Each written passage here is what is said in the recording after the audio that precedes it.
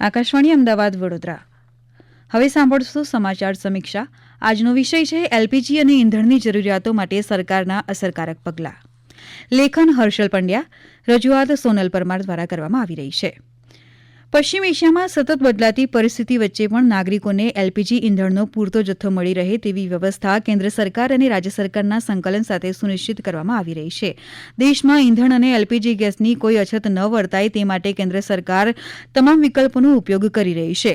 Petroleum અને કુદરતી gas મંત્રાલયના જણાવ્યા અનુસાર હોર્મુઝની સામુદ્રધુનીને અસર કરતી વર્તમાન ગતિવિધિઓ વચ્ચે પેટ્રોલિયમ ઉત્પાદનો અને એલપીજીની અવિરત ઉપલબ્ધતા સુનિશ્ચિત કરવા માટે ઉર્જા પુરવઠા માટે અસરકારક પગલાં લેવાઈ રહ્યા છે. કેન્દ્ર સરકાર દ્વારા 11મી એપ્રિલે જાહેર કરાયેલી વિગતો અનુસાર ઘરગથ્થુ એલપીજી સિલિન્ડરની ડિલિવરી સામાન્ય રહી છે અને 51.5 લાખથી વધુ સિલિન્ડર વિતરિત કરવામાં આવ્યા છે. દેશમાં આજ સુધીમાં 26,000થી વધુ પીએનજી ગ્રાહકોએ mypngd.in દ્વારા એલપીજી કનેક્શન પરત કર્યા છે.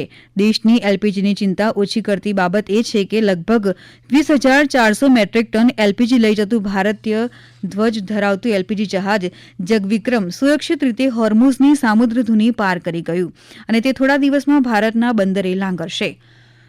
જોકે સરકારે તો નાગરિકોના હિતાર્થે ઉચિત પગલાં લઈ રહી છે. સાથે સાથે નાગરિકોને પેટ્રોલ, ડીઝલ અને એલપીજીની ગભરાટમાં ખરીદી ટાળવા અને માહિતી માટે માત્ર સત્તાવાર સ્ત્રોતો પર આધાર રાખવા સલાહ આપવામાં આવી છે. એલપીજી ગ્રાહકોને ડિજિટલ બુકિંગ પ્લેટફોર્મનો ઉપયોગ કરવા અને વિતરકોની મુલાકાત લેવાનું ટાળવા વિનંતી કરવામાં આવી છે.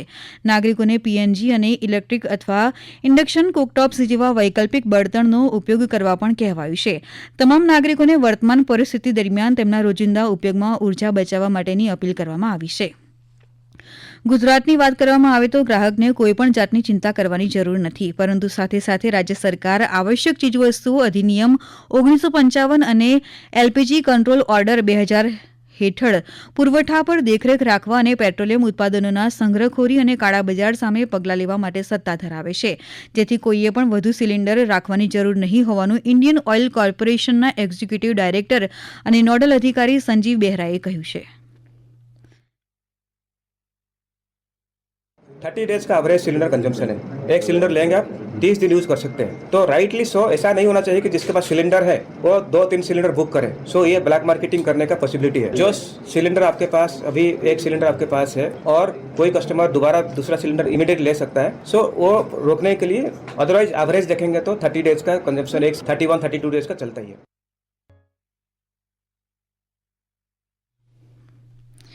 ચાલી રહેલી ભૌગોલિક રાજકીય પરિસ્થિતિ હોવા છતાં સરકારે હોસ્પિટલો અને શૈક્ષણિક સંસ્થાઓ માટે ઉચ્ચ અગ્રતાની સાથે સ્થાનિક એલપીજી અને પીએનજી પુરવઠાને પ્રાથમિકતા આપી છે.